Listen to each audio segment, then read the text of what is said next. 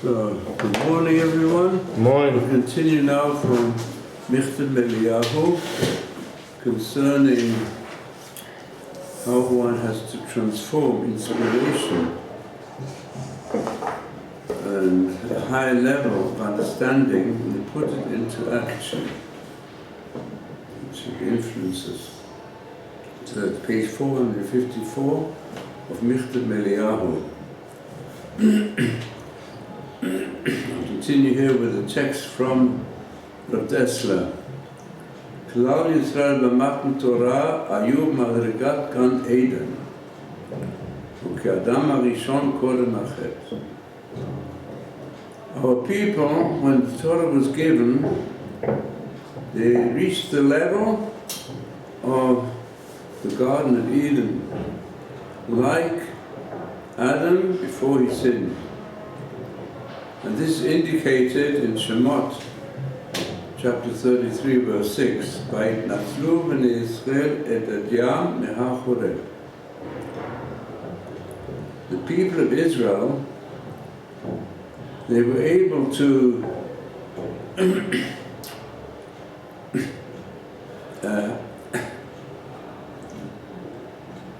the question of Vayitnatzlu, they had to take off their edyam, their treasure from the mountain of Horeb. What was the treasure? Edyam, haina sakot shel gan Eden. Edyam means the great high level of perception they received in the Garden of Eden. Gan Eden. Edyam is the same numerical value as Eden. How are we to understand Hasakat Gan Eden? What was the level of Adam before he sinned? Yakara brura shel emet v'sheker. It was a clear understanding of the difference in truth and falsehood. This concept mentioned here is developed by the greatest thinker of Am Yisrael, of the Middle Ages, the Rambam, in his Guide for the Perplexed, who gives us a deep understanding of the significance of what it says in the beginning of Genesis concerning the commandment and then the sin of Adam and Eve.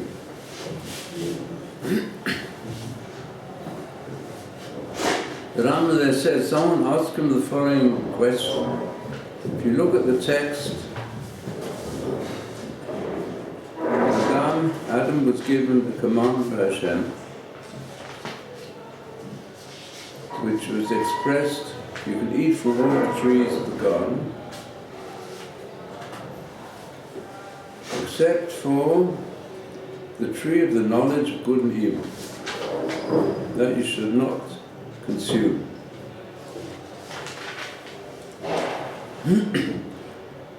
And then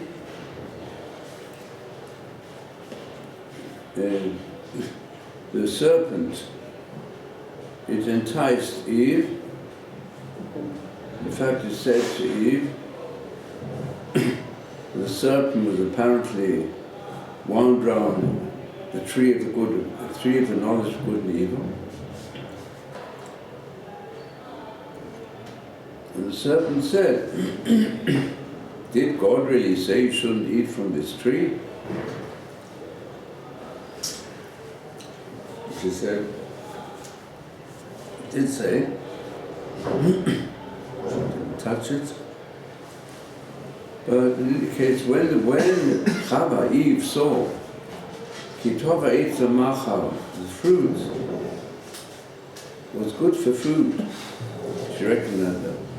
The Tavi Lena is very desirable to the eyes, when Echmot Lahaskel, and it was also a great inner feeling of even chemda means a high attraction, to understand it, to get a different level of understanding. So she went and ate from it, and then gave also to Adam to eat. And once Adam and Eve had eaten from the tree of knowledge of good and evil, they recognized they were naked, they covered their nakedness, and they were then driven out from the Garden of Eden. So the question someone put to him, so the question someone put to him was, how can we understand that they were given commandments,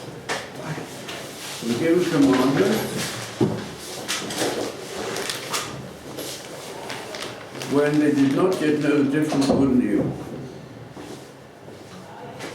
Nevertheless, they were given a commandment not to eat from the tree. So you ask like this: if beforehand they knew the difference of good and evil, so what was the difference before they ate it and after they ate it? Whatever the tree was, it's called the knowledge of good and evil. That's what the fruit of the tree gave to the person who consumed it. So the assumption is before they did not have any knowledge of good and evil. So the question is, how can you give them a commandment? A person doesn't know the difference between good and evil, not given that ability. So, what's the significance of commandment? And what's the reward and punishment? There's no freedom to choose. So the Rambam answers as follows, very cryptic answer. He says, before they ate from the knowledge of good and evil, they had a knowledge of the difference in truth and falsehood. But after they gave in to the enticement from the primeval serpent, it was transformed from a choice in good and between truth and falsehood to a choice between good and evil. Now, in this instance, of course, one goes into what Rambam's expressions deeply, one can also understand it directly. But it's much easier to understand this in the way in which they describe it, some of the Midrashim, and especially in the Zohar. The Nochosh, we know throughout the Bible, and certainly in the oral tradition and the teachings of the sages, the serpent is the personification of the power of evil in the world.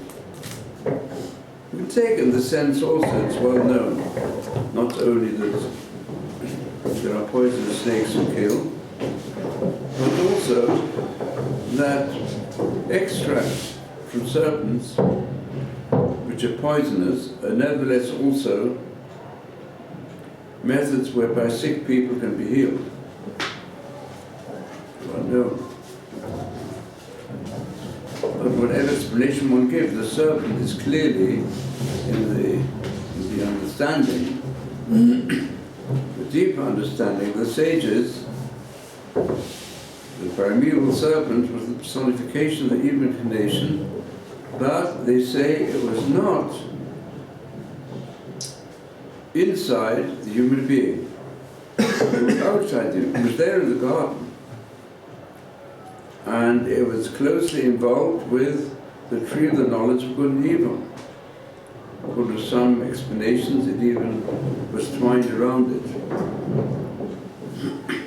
In other words, if you want to translate it, what the Rambam says, in the words of the Zohar, before Adam and Eve were in Gan Eden, they had not tasted from the poison of the Yetzer Hara. It was outside them. They knew it was there. And therefore, what do they have? A choice between truth and falsehood. To translate both the concept of the Zohar as well as the more philosophical terminology used by the Rambam, I think we can use today's understanding very simply. That we know what is in the eyes of civilized human beings considered to be real evil. It is the desire to kill, the desire to rape, the lust that sometimes comes to us to go and fulfill our appetites. Our appetites sometimes are stimulated from the sexual drive, from the desire for drinking or eating. Sometimes we're overcome by the desire to become rich quickly and therefore want to rob from others. These desires, in a stronger or weaker form, come upon nearly all human beings. Sometimes they're suppressed, sometimes they're channeled into other areas. But for the most of civilization, those who at least have the minimum of conscience, such things like murder, cold blood, and raping, and committing sexual perversions, or even fulfilling our natural sexual instinct without any borderlines. Many of us are inhibited against this. So therefore, for us to go and murder in cold blood, we don't have a temptation for it anymore. For us, a person who wants to do such a thing, he's really like a maniac.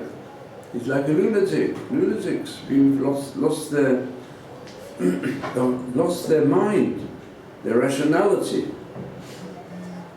They'll go and rape, rob, and murder, and give in to every sexual stimulus,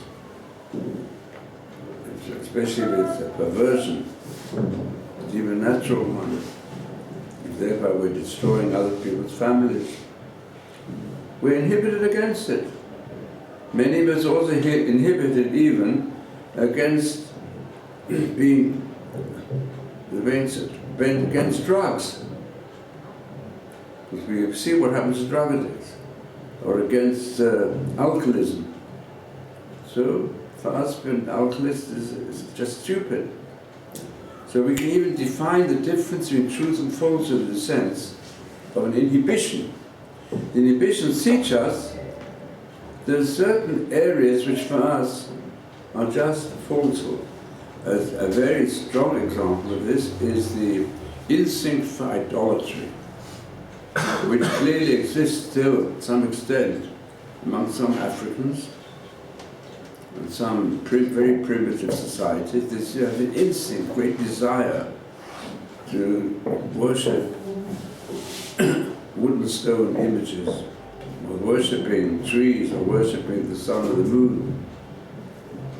But for civilized human beings, it's lunacy. It doesn't make sense. Well, you're going to bow down to an image of wood and stone, or something's gone wrong with your mind. So for us, the difference between truth and falsehood. And for many of us, if you see the drug scene, and see what happens to people, it's a lunacy. It doesn't make sense. A sensible person wouldn't do such a thing. Start taking drugs. Then the cravings start, this perversion of cravings, substance abuse. So we keep away from it. And let's say, compulsive gambling. When it becomes a situation of a compulsion, so also people who are ruled by it, there's a certain, that's why many people say, there's no such thing as sin, it's only thinking of it. But the problem is, that is the problem. If a person doesn't have a power of thought, It means he's lost his mind. And therefore he sins. So, for a great saint, we can even say that nearly all aspects of sinfulness are stupidity. So therefore you've got a choice between truth and falsehood. Are you going to choose the truth? If something is entirely false for us, we wouldn't choose it.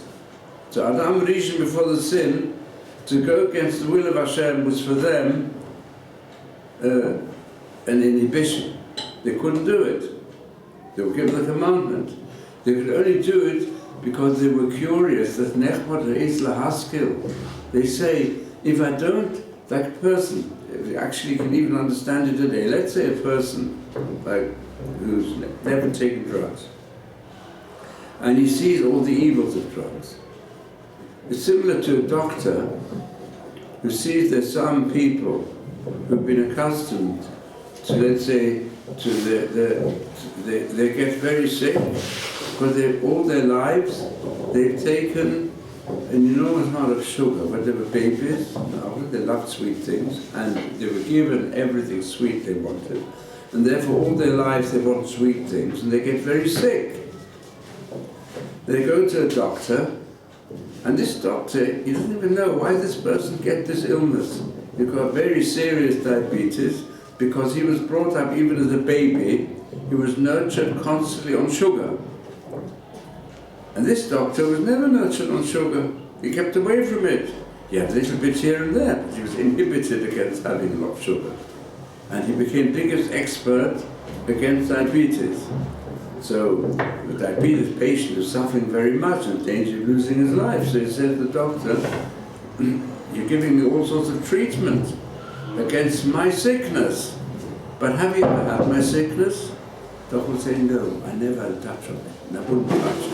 For me, it's like a person going to the level of what we call the central person of the Western world becomes an idol worshipper.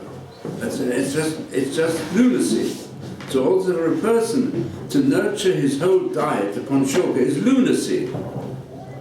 So it said, well, you know, you're giving me all this heavy treatment, but how can you ask me to go through such a heavy treatment with the diet and so many different things? And you're telling me to do that. Have you ever done it? No. Did you ever need it? No. And similar, I'll tell you from my own experience, I once gave a talk, I've given quite a few talks in those days, to students at university, who many of them had taken drugs, and they asked me to speak about drugs from the aspect of Jewish tradition. So I spoke about it. And then one of them comes up and says to me, he says in class, listen, Rabbi, very nice what you're saying, but did you ever take drugs and experience the psychedelic experience that you get, the euphoria? I said, no. So how can you tell us what to do? I said, the only reason why I can tell you what to do is that I never tried it. It was enough for me to see drug addicts. These days, when you go even, today you see it, when you see young people, but looking very haggard, as though they're like old people, and they've got a tin can, asking for monies. They go in and stop the cars, collecting money, and you see they see on their arm filled with signs they take injections. You see it, and I know the people who've taken drugs, they've lost their brains, they've ruined their families. Do I need more? Why should I try it? I'm inhibited against it. And that's the only reason why I'm giving you this talk. I couldn't help you if I would take it. If I'm going to take it, it's like a doctor who treats patients who have enormous infection, and he gives them very difficult treatment, and then the patients say, why do you tell me I've got to do this exercise, I've got to have electrical treatment, I've got to have... They take very difficult medicines and a very difficult diet. Have you ever gone through it? No. I've always kept away from any type of this infection. I've immunized myself against it. And I don't want to have it, because if I have it, I can't treat you. I'll myself become a sick person. So this is the level of Adam and Chava before the sin. You're inhibited against it. And it doesn't apply to Adam and Chava. To Adam and Chava, it applied completely. They lived in total harmony with nature, with their own nature, and with Hashem, because they knew the difference in truth and falsehood. That was their choice, truth and falsehood. But once you taste it, you're already, Yediyah means also unification. Yediyah Tovara, you've got an identification with both good and with evil. Your conscience tells you frequently to go and choose the right path, but your inner desires teach you often to go the wrong path. You have got a conflict. Once you're your day Tovara, you've got an inner conflict. And the human mind becomes complex. And really this is referred to so beautifully at the end of the book of Kohelet, where it says that Elokim asa et Adam yashar. God made man straight. He goes straight, smooth path in life and experience the greatest blessings. V'heima bikshu cheshmonot rabim, but they were looking for and sought all types of calculations of pleasure, instant gratification, against the yashar, against the seichel yashar, against straightforward understanding.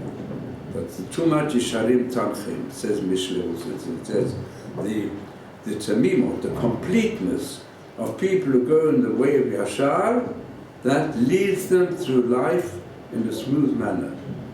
So that's the significance of Adam and Chava before the sin. And I think at the base of this we can also explain a very unusual blessing which we say at a wedding. I'm going to ask you this question. How can we say at the wedding, Sameach Tasamach, please Hashem, bring a double constant of joy to the young couple who are beloved.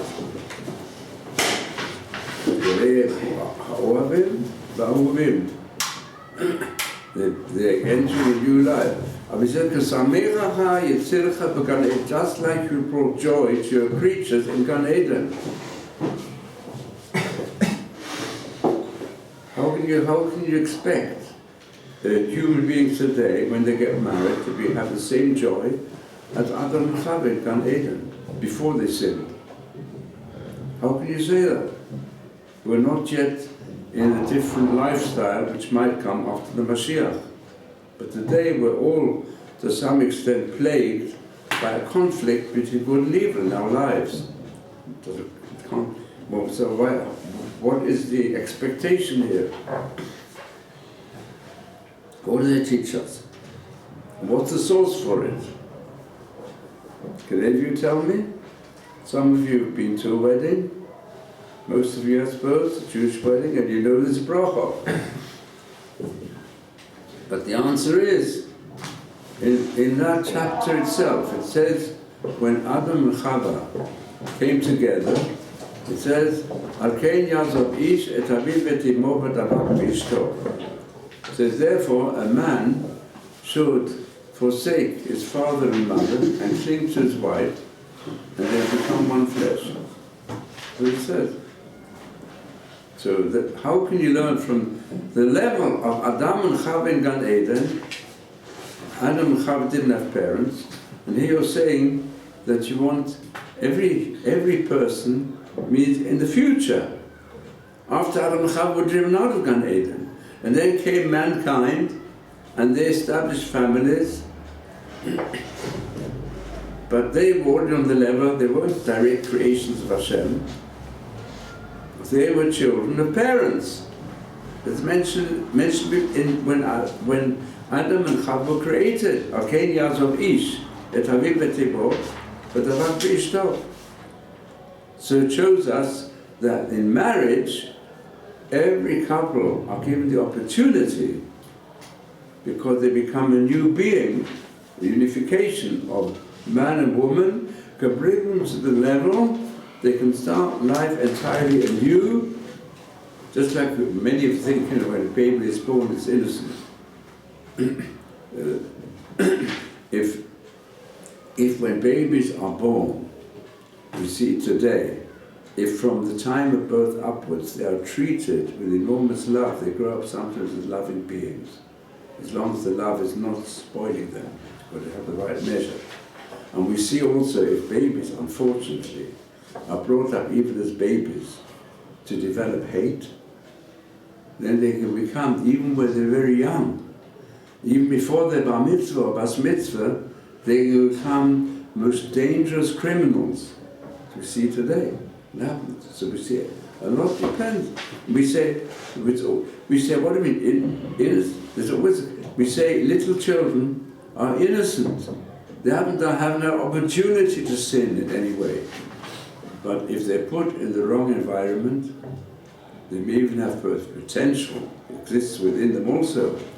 It goes through the genes, but if they depends a very great deal upon the early environment. The early environment is one of constant hate and killings and robbings and so on. It enters into the character of the baby. But when you get married, you say, you start a new type of life.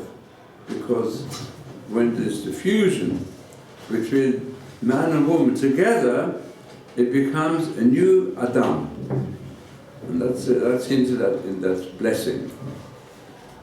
So in any case, what is clear from a deeper understanding of the giving of the Torah, that the people of Israel were given the opportunity, when they were given the Torah, and was the direct revelation of Hashem to 3 million of our ancestors, at that time, they reached the level of Adam and Chava before the sin. Otherwise, they had still a choice between truth and falsehood, but they had no choice left between good and evil. So now I'm carrying on here in this paragraph. So it says, Emet v'shekel, the Rambam says more in the Buchem, Hanshratzon Hashem hu ha-metziut ha'amitit. They also recognize the will of Hashem is absolute truth. V'zol ato sheker. Whatever is not the will of Hashem is falsehood. V'ayin, and it's no reality. It's an illusion. Mashiach achar achet. But after the sin, he sees rak tov v'ra. In the moral sphere, it was no longer a question of truth and falsehood. It was tov v'ra, good or evil. And shegam haravu metziut. Elo shura. Otherwise, there is such a thing as real evil, but that's our impression. Evil does exist. It is not an illusion, and our life is ruled by the forces of good through the conscience, the forces of evil through the animalistic power within us, through the nefesh. That's the situation today. That we as a nation were given the opportunity to go back to that highest level, and as a result, also bring it to the world. And that level, according to, if you go into more deeply, the prophets say, when the Mashiach will come, then the life of the people of Israel, in the land of Israel, will be a return to Gan Eden. Then the be high level. That's why war will become obsolete. What's the source of war? Is the power of evil, the power of destruction, the power of hate, or animalistic desires of the human being. So, do you have any questions on this? Yes. What will happen with the countries that depend on war? Pardon? So you're saying that when the Mashiach comes, war will finish? How will that happen? Will it be will it happen naturally? Will it happen through a war itself, or what way? if Am Yisrael will do teshuvah, which means we'll return strongly to the path of Torah, then Hashem will give more power to the people of Israel to fulfill our task and get back to the level when He gave the Torah. So we say that there will be a return of prophecy, where man will be able to speak with Hashem, and where the nations of the world will recognize the truth of Hashem, His absolute, and the truth of His Torah, and then war will become obsolete.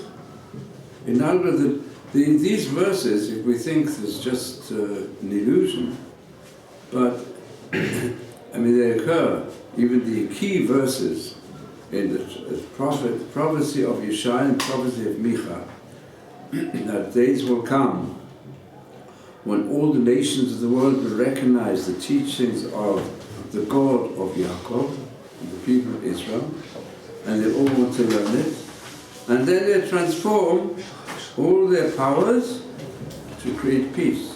There'll be no more war. It says the United Nations outside. And we know today United Nations is, it's worse than, used to be called useless nothing, UN. Some say it's worse than useless. Shumbum or something. Shumbum. Yeah. But say it's worse than that. Much worse. When the head of the United Nations Secretary says, you know, he confuses the murderers with the victims. No, he says the victims are the cause of the murder. That's what he says. They themselves are confused. So they're confused. So it will only come about through return. We are the people, Mamlechet Kohanim B'Goy Kadosh. So we give them the Torah, we give them this ability. And potentially the ability exists amongst the people of Israel today. To do what? The potentiality of returning the world to the level of Gan Eden exists today. Does that mean inhabiting the land of Eretz Yisrael and fulfilling all the agricultural mitzvahs and learning Torah? The details we don't know so much, just the general prophecy is clear. Okay. So you talked about the Today we Muslim. have to stop early, so because it's early, let's late. Anyway, let's hope that we will wake up and the world will wake up Amen. to the inner potential to be given to all mankind. Amen.